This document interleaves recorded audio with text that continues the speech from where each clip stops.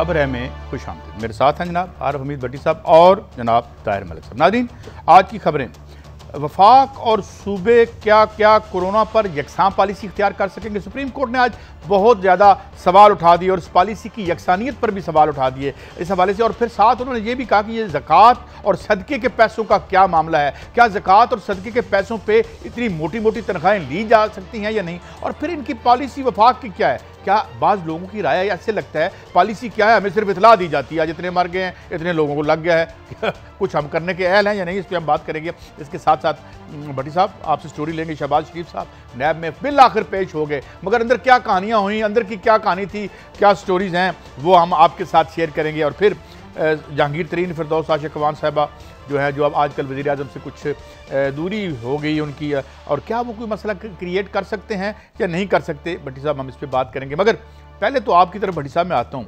मुझे तो भट्टी साहब माफ़ी चाहता, मेरा ये है, मुझे ऐसे लगता है जैसे सिर्फ हमें कोई मिनिस्ट्री ऑफ इंफॉर्मेशन इतला दे रही है, आज एने मर गए ने, आज एने लग गया है। मतलब हम क्या, हमारा जो इंफ्रास्ट्रक्चर है, कहने का मकसद ये है, उसमें तो जान है। बिस्मिल्लाहिर्रहमानिर्रहीम। देखें काजी साहब, जब से अशराफिया का एक टोला हुक्मरान की सूरत में मुसल्लत रहा है, कोई सिस्टम बनने नहीं दिया। ये मुल्क बनाया ही चंद ख़ानदानों के लिए गया है। अब कायदे-ए-आज़म का मकसद और था कि अवाम को उनके हकूक़ देना। जो हक में वक़्त आया, सुप्रीम कोर्ट के मोहतरम जज साहबान ने, मैंने आज एक एक लफ्ज़ सबका सुना, जो रिमार्क्स थे उनमें से कौन सा? अच्छा भट्टी साहब, मैं एक बात आपको बीच में रोक रहे, माफ़ी चाहता हूँ। जो उन्होंने बातें की वो बड़ी आंखें खोल देने वाली बातें हैं। वो कह रहे हैं कि लाहौर करंटीना या क्वारंटीन से पैसे लिए बगैर किसी को जाने नहीं दिया जाता, ये सुप्रीम कोर्ट करी। अच्छा, सुने, मैं इसका जवाब देने लगूँ। हाँ। मेरा खुद बेटा आया, जो अस्पताल जाता है वो वापस नहीं आ सकता। 2 मिनट दे देना। ये आपने एक एक बात लोगों को बतानी है, क्योंकि हम कहेंगे तो हमें नोटिस आ जाएगा। सुप्रीम कोर्ट की मैं तो नहीं, हमारा एक माफिया, सीसलन माफिया और गॉड फादर खुद साख्ता रेटिंग का जाली माफिया, वो अपना काम दिखा देगा। बेटा आया तो बस में बैठा, बस वाले ने कहा जी बस तब चलेगी जब 500 रुपये दोगे।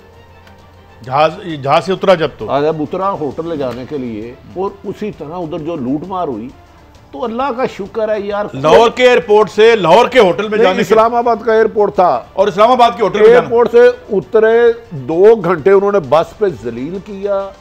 बच्चों के रोजे थे, उन्होंने जब पूछा तो क्या वजह, उन्होंने कहा जी जब 500 रुपया फी देगा मुसाफिर, फिर उधर जो खाना होटल में 200 रुपये का था वो 4-4 हज़ार रुपया लिया गया। मैं तो कह रहा हूँ शुक्र है यार, एक सुप्रीम कोर्ट तो है जो किसी की आवाज़ तो बन के बोलती है, वरना हाक में वक़्त तो आते हैं टीवी पे प्रेस कॉन्फ्रेंस करते हैं, 5-6 अपनी मर्जी के लोग बिठाए होते हैं, अपने सवालात करते हैं, ज़कात और अशर के माल को बांट के, जो ज़कात के माल है उस पर अपनी तशरीह करते हैं। तो ये मसनूई माशरे में कोई तो है जो पहले मुझे बताइए 4000 वाली क्या बात बताई आपने, जब वजाहत करें। जहाज से जब कोई भी बैरून ओवरसीज पाकिस्तानियों को इतना परेशान किया गया कि आप सोच नहीं सकते। टिकट के पैसे 4-4 गुना लिए गए, 4-4 गुना पैसे लिए गए। उधर कभी कहते हैं सफारत खाने से टेस्ट कराया, उधर जाते हैं तो वो फीस मांगते हैं, पीआईए के पास जाते हैं तो वो डबल पैसे मांगते हैं। अगर आपने मिन्नत तरला करके 2-3 गुना पैसे ले लिए तो गाड़ी पे आ गया और जहाज़ पे आए, जहाज़ पे एयरपोर्ट पे उतरे तो पहले उनकी बसों में बैठेंगे। बस वाला 2 घंटा नहीं चलाएगा जब तक आप उन्हें 500-500 या 1000 जो दें। होटल में फिर वो जो आपके साथ सलूक करते हैं ना, उसका मैं आधा % भी अल्फाज बयान नहीं कर सकता। किसी पे कोई चेक नहीं है कि यार वो ओवरसीयर परेशानी के आलम में आए हैं। साहब, ये आप जो बात कर रहे हैं कोरोना पॉलिसी, लेकिन आज तक वज़ीर आज़म से आपने, उनके एडवाइजर है, कोई स्पोक्समैन, कोई 2000 दर्जन ऐसी बातें आपने। मैं मलिक साहब आपकी तरफ आता हूँ, ये खबरें बड़ी खौफनाक हैं, जरा सुन लें। अस्पताल से लाश वसूल करने के लिए भी पैसे देना पड़ते हैं, ये चीफ जस्टिस साहब के रिमार्क्स हैं। सदर और वज़ीर आज़म के इरादे नेक होंगे। खैर, 2 रुपये का मास्क थोक में मिलता है, पता नहीं चीज़ें कैसे खरीदी जा रही हैं। यानी अब मास्क क्या है, एक आम सा मास्क 80 रुपये का मिल रहा है, मैंने खरीदा और मैंने कहा यार ये तो छोटा है, बच्चे के लिए बनाया, उनका यही है, लेना जी तो ले जाओ, और एक बड़ी फार्मेसी में बिक रहा था। अच्छा, अब आगे देखें जी, सुप्रीम कोर्ट का वफाक और सूबों के दरमियान तावन पर भी उन्होंने इस्तफसार किया। पॉलिसी ना होने की वजह गुरूर और अना है, ये कहा जस्टिस अता उमर बदियाल साहब ने। 1 हफ्ते का वक्त देते हैं, कोरोना के हवाले से यकसां पॉलिसी बनाई जाए, पॉलिसी ना बनी तो बुरी हुक्म जारी करेंगे। लगता है सारी इंतजामिया नाकाम है, बेहतर होगा अदालत सियासी मामलात और सियासतदानों को सियासी मामलात हल करने दे। और भी बहुत सी बातें हैं भट्टी साहब कि 37 सनतें खोली गई हैं, और ये यानी इसमें आप टोटल देखें, इसका मतलब ये है कि प्रिपेयर्डनेस तो थी नहीं। मैं इस गवर्नमेंट को नहीं कह रहा, पहले दिन से जिस तरह आप कह रहे हैं हेल्थ हमारी प्रायोरिटी नहीं थी। मगर भट्टी साहब इसमें जो बुनियादी काजी साहब के जो क्रक्स बनते हैं ना, दो चीज़ों पे बनता है। सुप्रीम कोर्ट ने दो चीज़ों पे कहा कि शफाफ नहीं है, आपकी corona policy neat and clean नहीं है, तो इसमें करप्शन का एलिमेंट एक आ गया, ये सुप्रीम कोर्ट ने कहा। और दूसरा उन्होंने कहा कोई यकसानियत नहीं है, उससे मतलब है सिंध कहीं जा रहा। ये दो चीज़ों पर आप क्या कहते हैं? मोहतरम चीफ जस्टिस की सरबराही में बेंच था और ऑनरेबल जज साहबान था, इसमें किसको नहीं पता शफाफियत है ही नहीं, फ्रॉड है। ये एक जगह एक दाल 50 रुपए किलो बिक रही है, दूसरी जगह 75 बिक रही है, तीसरी जगह 100 बिक रही है। सब्जी का कोई एक रेट मुकर्रर है? कोई एक अदारा बताएं। तमाम अदारे आज तक काजी साहब जितने भी बनाए गए हैं अवाम की बेहतरी के लिए बनाए गए हैं कि अवाम की मुश्किलात कम हो, और वो ऐसी पॉलिसियाँ बनाएं कि आम शहरियों को रिलीफ मिले। इधर अदारे बनाए जाते हैं ख़ानदान की सहाफ़त के लिए, GOR चले जाए, बड़ी बड़ी कोठियाँ 10-10 कनाल की, एक घर में 10-10 गाड़ियाँ, 50-50 मुलाज़िम। जुल्म देखे ना आपने, नमाज की तो इजाजत दे दी, अच्छी बात है, मुसलमान है, मैं उस पर नहीं बोल रहा, मगर मुझे क्या मेरी दुकान नहीं आपने खोलनी, मैंने आप अच्छा काजी साहब आपकी तवज्जो, ये मेरे पास कुछ और भी चीजें क्या पॉलिसी है आपने आज हमने सारा ये सुप्रीम कोर्ट के जज साहब यार ये सुन तो लें, अभी उन्होंने ज़कात के बारे में क्या कहा है? मैं गर्ज करने लगा हूं, जो उन्होंने कहा ना पॉलिसी कोई नहीं है, ये ऊपर PM सब तशरीफ लाते हैं, दुकानें खोल दें, इंडस्ट्री खोल दें। कमिश्नर गुजरांवाला ने अन्नी डाल दी पैसे कमाने में। अच्छा ये इस हुक्म पे कि दुकानें नहीं खोलने नहीं, इंडस्ट्री खोली ना, आप उस तक पहुंचे किसी भी तरीके से, आपकी खुल गई, बाकी 200 नहीं खुली। इसी तरह दुकानदार, मुझे 10 से ज़्यादा दुकानदार मिल चुके हैं जिन्होंने वीडियो दिया है कि जनाब हमसे आके पैसे मांगते हैं, ये हमें उन्होंने कहा इतने टाइम में खोले। आप जब एक करप्ट इंतजामिया के हाथों, सब करप्ट नहीं है, ऑनेस्ट हैं, तो 90% उनके हाथों दे देंगे, भाई जाओ आप जो मर्जी करो। बट ये तो लूट मार हो गई ना, तो हो लूट मार रही है। इस पे मैंने आपकी राय लेनी है। उन्होंने इस्लामी नजरियाती कौंसिल के चेयरमैन से भी कहा था कि रिपोर्ट भेजें, और खासतौर पर ज़कात के हवाले से उन्होंने कहा कि ज़कात कहाँ खर्च हो रही है, ज़कात को भी आप नहीं छोड़ते, इंसानियत क्या सिर्फ गोश्त का एक टुकड़ा रह गई है, ज़कात के पैसे भी खा जाते हो। और चेयरमैन इस्लामी नजरियाती कौंसिल ने खुद राय देने की तकलीफ ही नहीं की, उनकी रिपोर्ट पर उनके साइन ही नहीं थे, और मातहत अमले की जानिब से वो राय भेज देगी। अच्छा, उसके बाद ज़कात के पैसे से जहाज़ के टिकट, बड़ी बड़ी गाड़ियाँ, क्या जहाज़ के ज़कात के पैसों से ये जो अमला जो खर्च करता है अपनी गाड़ियों और पक्ष पर। मैं माफ़ी चाहता हूँ, आप बहुत अच्छी चीफ जस्टिस साहब, आप सेक्रेटरी ज़कात के ऑफिस में कोई सरप्राइज विजिट रखवाएं, उसमें टेम्परेचर देखे, इसी कितना फर्नीचर कितना पड़ा ज़कात के माल में, और उनके घर में ज़कात के माल से कितने मुलाजम और गाड़ियाँ काम कर रही हैं। मैं हैरान हूं कि कोई तो बंदा है यार। नहीं, यही बात सुप्रीम कोर्ट के, मैं यही तो कह रहा हूं कि हैरत है कि उन्हें पता है, लेकिन आपके हुक्मरान वक्त को कुछ नहीं पता होता, जमहूरियत का जो आप मुझे सबक रोजाना पढ़ाते हैं। नहीं, अब देखिए ना, बात यह है कि भट्टी साहब ज़कात के पैसों से जो आपकी ब्यूरोक्रेसी जो है, उसके पर्क्स हैं, उसकी वो बात कर रहे हैं, इससे जहाज़ों के टिकट खरीदते हैं। इसमें थोड़ी सी इन्फॉर्मेशन मैं आपको दे दूं, 5 अरब में जो ऑडिट हुआ है ना ज़कात जिसकी ये बात कर रहे हैं, 5 अरब में से 3 अरब 1 करोड़ गड़बड़। ये ऑडिट कह रहा है 60% पैसा ज़कात का, ये इस्लामी जमहूरिया पाकिस्तान की मैं बात कर रहा हूँ, जिसमें मेरा वज़ीर आज़म कह रहा है कि मदीना की रियासत बनानी है। 5 अरब में से 3 अरब 1 करोड़ गड़बड़ बेज़ाब्तगियाँ सारी हैं। ये ऑडिट की रिपोर्ट है। इन्हें बताएं कि करप्शन को बुरा ना करें। एक DG अरसा दराज बाद समीर अहमद आए LDA में, उन्होंने ये जो हाउसिंग सोसाइटी है, अरबों रुपए की करप्शन करने वालों के खिलाफ कार्रवाई शुरू कर दी। 8वें दिन उन्हें चेंज करा दिया, और इल्ज़ाम ये लगाया कि शहबाज शरीफ के दौर में ये DC था, तो अब जो चीफ सेक्रेटरी लगाया उसे तो शहबाज शरीफ ने कमिश्नर लाहौर लगाया हुआ। एक मिसाल मैं भी दे दूं, इस मुल्क में एक मिसाल मैं ईमानदारी गाली है। मैं एक मिसाल दे दूं कि आपका चीफ ड्रग इंस्पेक्टर जो है पाकिस्तान का, वो खत लिखता है कि जी ओवर इन्वाइसिंग हो रही है, और जो आप मंगवा रहे हैं खाम माल दवाइयों के लिए, उसमें उसको महंगा दिखा के तो दवाइयाँ महंगी कर रहे हैं। कुछ देर बाद पता चलता है, ये उनका मुकदमा है, शायद वो अदालत में भी गए हैं कि जनाब आप तो आ ही नहीं रहे, छुट्टियां बहुत कर रहे हैं, और बगैर किसी शोकाज के, और जब उनको यानी ये कर दिया जाता है। तो ये भी मामला तो है। सिंपल पॉइंट है कि हुकूमत क्या इस सुप्रीम कोर्ट के हुक्म के बाद एक पॉलिसी बनाएगी कोरोना पे, इस पे आप दोनों का क्या? मैं सिर्फ ये अर्ज करता हूँ, अगर सुप्रीम कोर्ट ने खुद वाच किया, आपको याद होगा साकिब निसार साहब ने एक केस किया था, सोमोटो लिया था मीडिया लॉजिक के बारे में, जो रिमार्क्स थे ना अनबिलीवेबल, आज तक पैमरा उस पर इम्प्लीमेंट नहीं कर सकी कि 3 कंपनियों रेटिंग की आप बात कर रहे हैं को फ्रॉड ना कर सके। ये बाकायदा इस मुल्क में सर्वाइवल है माफिया की। अगर सुप्रीम कोर्ट कब तक फैसले करेगी? वो ऑर्डर कर सकते हैं ना, इम्प्लीमेंटेशन तो इन्होंने करानी है। तो अगर सुप्रीम कोर्ट के मोहतरम जज साहब ने इसको वॉच किया तो ये 2 हफ्ते बाद का इन्होंने टाइम दिया, इन पे कंटेम्प्ट लग जाएगी हुक्मरानों के। तो काई साहब आप बताएं पॉलिसी बनेगी कि नहीं? इसको पॉलिसी बनी हुई है, पॉलिसी बिल्कुल। कोरोना पे एक पॉलिसी बनेगी यार मैं आपको बताऊं, हर चीज पे एक पॉलिसी है और उसका काम 1% लोगों की खिदमत करना है at the expense of 99% people. यही होता रहा है, यही इमरान खान की भी लड़ाई। तो बड़ी मैं आपको और क्या पॉलिसी है? अच्छा, ये असद उमर साहब ने कुछ कहा है, मैं सुनवाता हूँ आपको। इस पर बहुत कल से लहदे हो रही है कि जी ये क्या इन्होंने कहा है, बल्कि मैं तो समझता हूँ उनकी बातों में कुछ सदाकत भी थी। बहरहाल आप सुनाएं क्या है। एक माह के अंदर 720 लोग कोरोना की वजह से उनकी मौत वाक़ई हो सकती है। लेकिन इसके साथ पाकिस्तान में एक महीने में औसतन 4800 से ज़्यादा लोग अपनी जान खो बैठते हैं ट्रैफिक एक्सीडेंट के जरिए में। लेकिन हम ट्रैफिक फिर भी अलाउ करते हैं, गाड़ी सड़क पर फिर भी चलती है। पहले मैं थोड़ी सी वजाहत कर दूं, ये बिल्कुल उनकी फिगर ठीक है कि 4800 बंदे मरते हैं। मैं फिगर ऐड कर दूं कि इसमें 10 सालों में 1 मिलियन से ज़्यादा लोग ट्रैफिक हादसात में मरे और टेररिज्म से 50,000 मरे। मगर भट्टी साहब पता है उस रिपोर्ट में क्या लिखा था? क्यों मरे? आप पुल 2 नंबर बनाते हो, आप गाड़ियों को चेक नहीं करते, आप ड्राइविंग लाइसेंस 2 नंबर तरीके से देते हो, लोगों की जिंदगियों से खेलते हो, ये वजह है। जी भट्टी साहब। यार देखिए, ये तो कोई बुरी बात नहीं है। लाहौर में इस वक्त नए लाइसेंस की कीमत है, अरे 5-1 हज़ार रुपया बनवा लें। आप लंगड़ा भी हैं तो बना लें, आप अपाहज भी हैं तो बनवा लें। अच्छा, नजर टेस्ट होती है? नजर भी टेस्ट होती है या नहीं? सिर्फ 9 टेस्ट होते हैं जो लेने हो। अब मैं बात सच्ची कहूँगा, देखें ना, शहबाज शरीफ कल तकरीर कर रहे थे, उन्होंने कहा हाँ मुझे ऑफर हुई है, मैं मरते दम तक मर जाऊँगा, बताऊँगा नहीं नाम। ये बड़े बड़े इदारों को टारगेट करें तो अच्छी बात है, हम करें तो हमें नोटिस। इस मुल्क में सिर्फ सच कहने की इजाज़त दे दी जाए तो मुझे याद है कि मैं कुछ लोगों के बारे में बोलूं तो अब आपको पता चल गया क्या पॉलिसी है? मैं थोड़ा सा ये कमज़ोर की आपने बात की, मैं आपको बता दूं गुर्बत के हवाले से आपके वफाकी वज़ीर असद उमर ने क्या फरमाया। वो कह रहे हैं जी कि पाकिस्तान में पहले तो उन्होंने बताया कि सिर्फ लॉकडाउन के हवाले से बताया 119 अरब रुपए का नुकसान हो गया।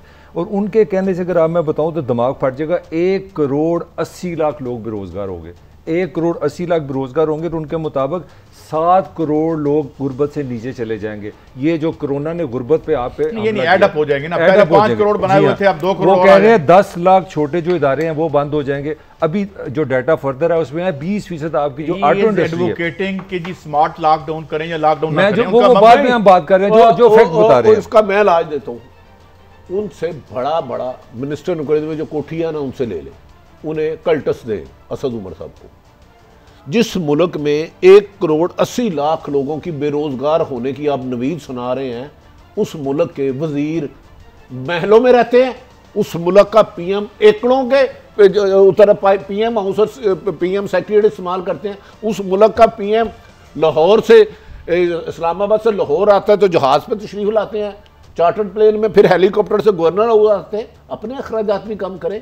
ये सारी गुर्बत, सारी महंगाई, सारी सितम ज़रीफ़ी आम शहरियों के लिए ही है। ये इसमें से कौन से बड़े आदमी का बच्चा बेरोजगार होगा मुझे बताएं। इन बड़े लोगों के बच्चे जो बड़े ओहदों पे हैं, अभी ये डिग्री पूरी नहीं होते, मल्टीनेशनल कंपनियों को खून जाता है। आप भी ये कहते थे कि अल्टीमेटली कोरोना वबा नहीं बनेगी, वबा गुर्बत बनेगी, वबा बेरोजगारी बनेगी। मेरे शुरू के प्रोग्राम निकाल दे, मैंने कहा था कोरोना भूल जाएंगे। कोरोना के बाद जो लाल आंधी, गुर्बत, महंगाई, बेरोजगारी, नाइंसाफी और अनारकी की आ रही है, अगर ये रोक ले तो समझे पाकिस्तान बचने के चांस है। इसमें उन्होंने एक और डाटा भी दिया जो मैंने बता रहा था कि 4 फैमिलियों में से एक फैमिली में खुराक की कमी हो जाएगी। इतनी गुर्बत आनी है। देखिए यहाँ अभी भट्टी साहब कह रहे थे ना कि बच्चों का रोजगार भी जाएगा। अरे इनके बच्चों को रोजगार की जरूरत क्या है? They are sitting on tons of money. बहरहाल आते हैं और जब वापस आएंगे नाज़रीन तो हमने बात करनी है, शहबाज शरीफ साहब पहुँच ही गए नैब, मगर अंदर क्या हुआ भट्टी साहब से और मलिक साहब से पूछेंगे। हमारे साथ रहिए। Welcome back. भट्टी साहब हम अभी ब्रेक में बात कर रहे थे, उस पर भी हम आएंगे। क्या ये सही लग रहा है मुझे कि जो बेरोज़गारी आ रही है पोस्ट कोरोना, उसका मैग्नीट्यूड क्या है, दुनिया कैसे इससे लड़ने जा रही है, हम क्या करें? मगर पहले आते हैं ये स्टोरी जो हमने अनाउंस की थी। शहबाज शरीफ साहब अल्टीमेटली मेहरबानी फरमाई उन्होंने, इससे मुल्क के इदारों पर और तशरीफ़ ले ही गए, तो क्या हुई कहानी अंदर? ये सोशल डिस्टेंसिंग की मिसाल ये देखें, ये शहबाज। अच्छा, गुजारिश है शहबाज शरीफ साहब परसों रात तक पेश नहीं होना था नैब, परसों रात तक पेश नहीं होना था उन्होंने नैब। उनका फैसला था कि मैं नहीं जाऊंगा, उन्हें इतला थी कि गिरफ्तार कर लिया जाएगा। फिर लंदन किसी की बात हुई, लंदन किसी की बात हुई। हम तो कमज़ोर आदमी ना, हम बात करते हुए डरते हैं, पूरा सच बोलते नहीं, लेकिन अल्हम्दुलिल्लाह झूठ नहीं बोलते। इधर तो झूठ डटाई से बोला जाता है। अच्छा, जब शहबाज साहब उस गारंटी के बाद चले गए, अब वो जो परसों डील हो रही है या गुफ्तगू हो रही है वो किस नतीजे पे पहुंचती है उसका तो मुझे नहीं पता। इस दफ़ा नवाज शरीफ ने खासी शराइत रखी हैं, जिस मीटिंग में इसाक डार भी थे, इसाक डार भी थे। बहरहाल किसी मकसद के लिए उसमें 18वीं तरमीम वाला मामला लिंक है। बस शहबाज शरीफ साहब आज जब गए, उस गारंटी के बाद आपको अरेस्ट नहीं किया जाएगा, और उनको ये दिया भी एक अहम तरीन सरकारी अफसर ने इतला कि डोंट वरी, रिलैक्स होके आए। पहले इतला थी आपको अरेस्ट करने की, पहले आपके वारंट आ भी चुके थे साइन किए हुए, लेकिन अब नहीं है। शहबाज साहब गए, तकरीबन 1 घंटा और 55 मिनट वहां रहे। उनसे पहला सवाल किया गया, पार्टी फंड जो आपने जमा किया है ये आपके नौकरों के नाम कैसे चले गया? पार्टी नौकरों के नाम ट्रांसफर हो गया, नौकरों का बैंक अकाउंट नंबर दिए गए, बैंक दिए गए, जो अमाउंट निकली गई। उन्होंने कहा मुझे क्या पता, इतनी बड़ी पार्टियां होती रहती है, मैं क्या करूं। फिर रमजान शुगर मिल से पार्टी फंड को वो ही डील करते होंगे या नवाज शरीफ डील? उन्होंने कहा जी मेरा इससे कोई तल्लक नहीं, मुस्लिम लीग नून से भी कोई तल्लक नहीं। यार ये उन्होंने अभी नैब के तर्जमान को ले लें, क्योंकि अब तो उनके आने पर पाबंदी है। फिर उन्होंने कहा कि जनाबे वाला ये जो सलमान शहबाज है ये फैसले लिए हैं। उन्होंने कहा बच्चे मेरे हैं, हिसाब उनका है, मैंने उनका हिसाब नहीं देना। फिर उन्होंने दोनों बेगमात के नाम जो प्रॉपर्टी थी ना, टोटल प्रॉपर्टी, मोहतरमा हमारी वालदा के बराबर है नुसरत शहबाज साहब और तमीना दुरानी, उनके बारे में एक पूरा चार्ट नहीं, तमीना दुरानी उनकी दूसरी अहलिया, सॉरी उन्होंने कहा इतने अन्य वाह पैसे ये निकले हैं, ये आए हैं, ये गए हैं, ये प्रॉपर्टी। उन्होंने कहा बीवियां मेरी हैं, लेकिन मेरी उनकी जायदाद से कोई वास्ता नहीं। खैर इस बात पे भी उन्होंने जवाब नहीं दिया। बच्चों से वास्ता नहीं, जायदाद से वास्ता नहीं, मुस्लिम लीग नून वास्ता ना, बीवी से ना, फंड से। फिर उन्होंने कहा जिस गाड़ी पर आए हैं ये गार्बन शरीफ फीड है या कोई इस किस्म की कंपनी है। उन्होंने कहा ये गाड़ी तो नैब ने कहा ये तो शरीफ फीड के नाम में, तो उसने कहा क्या मैं इस्तेमाल नहीं कर सकता? उन्होंने कहा फीड में आप बिजनेस में हिस्सेदार है। कहते हैं हिस्सेदार मैं सब में हूं, लेकिन बात तो मेरे बच्चों से पूछो, मेरे नौकरों से पूछो, मुझसे कोई पैसों का हिसाब किताब नहीं आपने पूछना। मुझे तो ये यकीन दहानी कराई गई है कि आज मैं वापस जाऊंगा, क्योंकि मैं कोरोना से लड़ने लंदन से आया हूँ। हाँ भट्टी साहब, दूसरी तरफ एक और भी तो कन्फ्यूजन है ना। आप पे एहतसाब है, आप एहतसाब के लिए तफ्तीश के लिए आ रहे हैं, पहले आपको बताया जाता है आपको गिरफ्तार करेंगे, कभी कहा जाता नहीं गिरफ्तार करेंगे। ये किस किस्म की तफ्तीश है, किस किस्म का एहतसाब है? मेरी बात खत्म नहीं हुई भी। और शेख रशीद साहब तो बाज ही नहीं आते। कल मैं सुन रहा था उनको बड़े एक चैनल पे, वो फरमा रहे थे ईद के बाद धड़े जाएंगे सब। ये ईद अभी आई नहीं है ना, देख लेंगे। नहीं तो ये किस किस्म का एहतसाब है? एहतसाब तो फिर इस मुल्क में डे फंसे इसी तरह का हो रहा है और इसी तरह का होता रहेगा। अगर लंदन में इसाक डार नवाज शरीफ की मुलाकात रंग ले आई, लंदन में नवाज शरीफ और इसाक डार की मुलाकात रंग ले आई, ये फासले यूं ना बढ़े, यूं ही रहे, तो फिर सत्य ही है मस्त कलंदर। बड़ी साहब अब आ जाते हैं, मैं इतलात की बात कर रहा हूँ, होगा क्या मुझे नहीं पता। मैं तो एक एनालिसिस की बात कर रहा हूँ। अब सवाल क्या ये ठीक है जो कल से मीडिया में उठाया जा रहा है कि भाई हमारे केसेस खत्म करो और हमसे वोट ले लो अपनी 18वीं तरमीम पर? तो लंदन में क्या वो कोरोना के पेशेंट गिन रहे हैं नवाज शरीफ को जो अहम तरीन शख्सियत मिलने गई है? अगला सवाल नहीं, क्या वो उधर जो पाकिस्तानी ओवरसीज पाकिस्तानी बेरोजगार हो रहे हैं उनकी इमदाद के लिए गए हैं? और इसी के लिए गए हैं भाई, ठीक है पहले हमने आपके साथ एक शर्त पे किया था कमिटमेंट, अब ये शर्तें हैं, मरियम को भी आप सियासत में आने का राइट देंगे। अच्छा, अब फिर हम बातें पूरी करेंगे तो फिर एक नोटिस का तस्दीदें आ जाएंगी। मतलब ये है कि एहतसाब की कहानी खत्म ये सिर्फ बात डन होता है या नहीं मुझे नहीं पता, मेरा काम है खबर देना, कल खबर चेंज होगी। मैं फिर मलिक साहब ये कहानी नहीं कि एहतसाब की कहानी तो कब शुरू हुई थी, वो तो शुरू ही नहीं हुई, वो तो कोई और करेंगे आके इनसे नहीं। मगर एक कहानी और है जो बड़ी अहम है, वो ये है ये पार्लियामेंट हमारे मुकदमे खत्म कराने के लिए है, हमारे निजी असासों को बचाने के लिए है।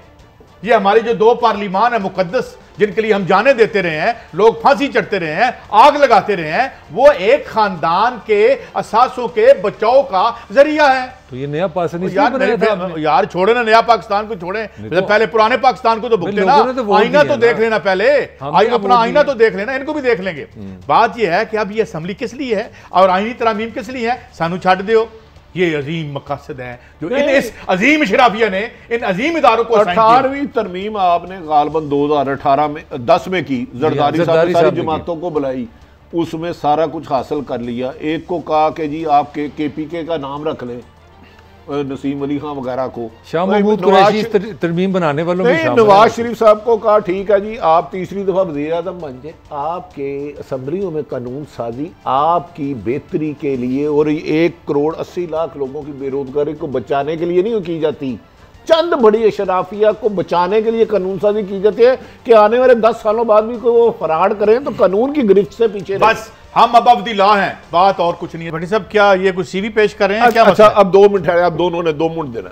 मेरे मुंह पे बेवकूफ लिखा, आपके मुंह पे बेवकूफ लिखा। एक तो उन्होंने ये सेकंड कर दिया कि मुझे ऑफर थी, आप वो साफी नहीं है, इसका मतलब है इनके पास आए बकौल इनके किस तरीके से अदारों को टारगेट कर रहे हैं। और दूसरा उन्होंने सलीम साफी साहब ने पूछा आपकी मोहब्बत एस्टेब्लिशमेंट, कहते मोहब्बत नहीं वर्किंग रिलेशनशिप, किस तरीके से दारों को टारगेट कर रहे हैं काजी साहब, थोड़ा सा गहराई में जाए। एक सहाफी के लिए लफ्ज़ असासों के बचाव के अलावा कोई लड़ाई है?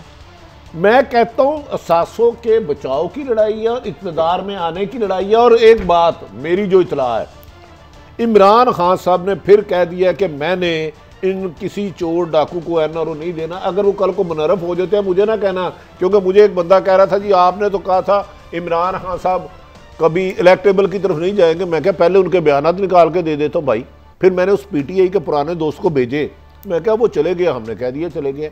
तो लिहाजा काजी साहब शहबाज शरीफ साहब का क्या मतलब है कि आप वो नहीं है, इसका मतलब मेरे पास आए थे, एस्टेब्लिशमेंट मुझे लाना चाहती मैं इसकी तरदीद करता हूँ, मेरे ख्याल में इन्हें ऑफर नहीं हुई। भट्टी साहब मैं पहली बात तो ये कि ये इस मुल्क के कानून की खिलाफ वर्जी है, कोई एजेंसी किसी को कुछ ऑफर नहीं कर सकती, अगर कर रही है तो फिर ये क्या कोलिजन है। मगर साथ ये बताएं कि 18वीं तरमीम पे भी उन्होंने टेस्टली अपनी दे दी है, अपनी क्या कहते हैं उसे राय। अब देखिए यार मेरा सवाल आप दोनों भाइयों से, क्योंकि मैं तो सवाल ही कर सकता हूँ, एनालिसिस नहीं कर सकता। मुझे ये बताएं कि जो इबाम पहले इन्होंने निकाला था आर्मी चीफ की तैनाती के हवाले से, बड़ा वो पॉजिटिव था, तो इसी तरह ये इबाम भी ये निकालने को तैयार है। तो फिर इस फकीर की खबर ठीक हुई ना कि शहबाज नवाज शरीफ से मुलाकात हुई और 8वीं तरमीम थी, उन्होंने कहा है बैठ के, और इन्होंने क्या गारंटी दी है।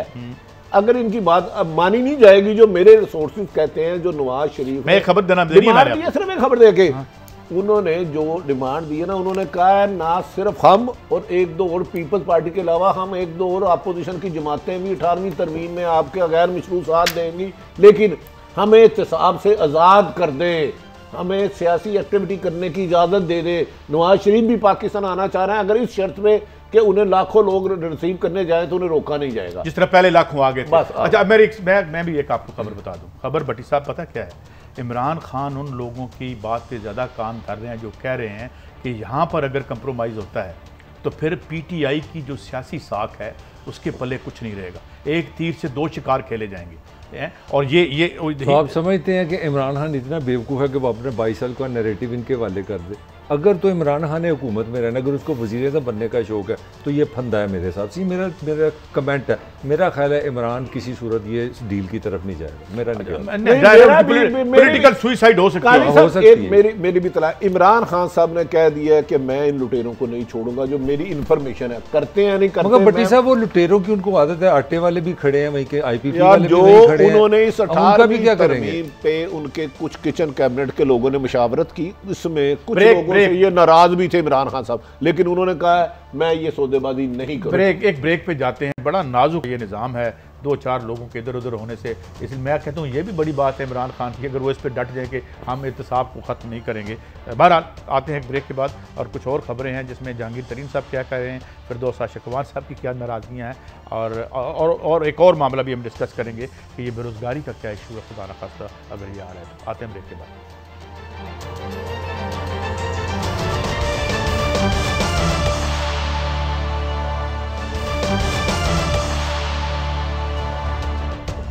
Welcome back. भट्टी साहब, अभी कुछ दिन पहले जो बड़ी शख्सियात कह लें, जो भी अहम शख्सियात कह लें, जहांगीर तरीन साहब और फिरदौस आशिक अवान साहिबा का एग्जिट होता है। एग्जिट इस अंदाज में कि पहले वो पार्टी के साथ, अभी वो पार्टी के साथ ही हैं, उन्होंने ये तो नहीं कहा कि वो किसी दूसरी पार्टी में जाते हैं, लेकिन इन्होंने कुछ नाराज़गी का इजहार किया है और फिर वही नाम एक आ जाता है आज़म खान साहब। मैं सुना दूँ, आज़म साहब जो हैं वो ब्यूरोक्रेट, एक सुनाई जी क्या कह रही हैं मौसूफा, और फिर आगे बढ़ते हैं।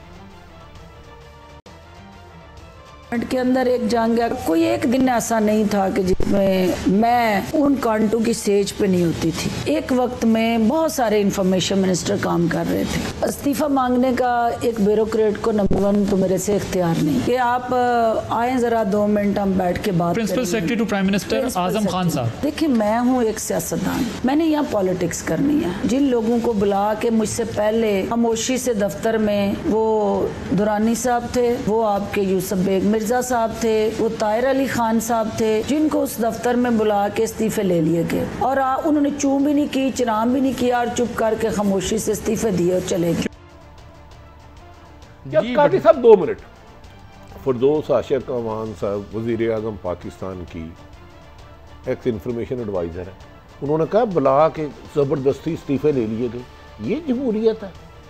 फिरदौस आशिक अवान साहब से मेरी खुद बात हुई है, हमने आज उन्हें प्रोग्राम में बनाना था, बस मैं किसी परेशानी की वजह से उनसे बात कर नहीं सका। उनके पास इतने ब्लास्ट है इंफॉर्मेशन के यू कांट इमेजिन। मसलन आजम खान के बारे में वो 2-3 बातें जो उन्होंने ऑफ द रिकॉर्ड की हैं, वो टीवी पे कहते तो बुचाल आ जाए। और कुछ लोगों के बारे में मलक साहब ये कहते हैं उधर ये है कि कांटों की स्टेज पे चलती रही अनऑफिशियल। क्या मदीने की रियासत गैर कानूनी, गैर अखलाकी अंदाज से चलाना मुनासिब है? इसमें बड़ा क्वेश्चन बनता है। मैं सुन रहा था अपना इनके बारे में इतला दी है कि अपना आशिक अवान साहबा ने ये फरमाया है कि उन्होंने कहा जी आप इस्तीफ़ा दे दें। कहती है मैंने इस्तीफ़ा नहीं देना, तुम ब्यूरोक्रेट, तुम्हारी क्या हैसियत है, तुम एक वजीर, वो मुशीर थी, उससे किस तरह इस्तीफ़ा ले सकते हो। उसने अगर इस्तीफ़ा आप नहीं देंगी तो मैं आपको बरतरफ कर दूंगा। तो उसने कहा अगर मैं इस्तीफ़ा ना दूँ इसका मतलब मैंने कोई गलत काम की इसलिए बरतरफ करोगे। उसने कहा नहीं मैं फिर बरतरफ करूँगा। आशिक अवान साहब का बड़ा मज़ेदार आर्गूमेंट है। उन्होंने कहा अगर मैं गलत हूँ तो इस्तीफ़ा दूँ या बरतरफ करूँ, बताओ वो गलती क्या है, तुम किस तरह मुझे करोगे। तो मेरा आपसे सवाल है कि वज़ीर आज़म पाकिस्तान आज़म खान है कि इमरान खान है? एग्जैक्टली यही जहांगीर तरीन ने कहा था। इस वक्त 3 वज़ीर आज़म है, एक मोहतरम इमरान खान साहब, एक मोहतरम जुल्फी बुखारी साहब, एक आज़म खान साहब, चौथे का मैं नाम नहीं लूँगा, लेकिन इन सबसे बेहतर वज़ीर आज़म इमरान खान साहब ही है। अच्छा, और मेरे ख्याल उन्हीं को रहना चाहिए। लेकिन बहरहाल ये है, चले उनका एक राइट तो है, मगर अब एक भट्टी साहब दूसरी तरफ एक जो उनकी बातें हैं, आशिक अवान की गुफ्तगू पे आपने मुझे बदल लगा और मुझे जो कुछ उन्होंने ठेकों की इंफॉर्मेशन दी है ना, वो भी ब्लास्ट है।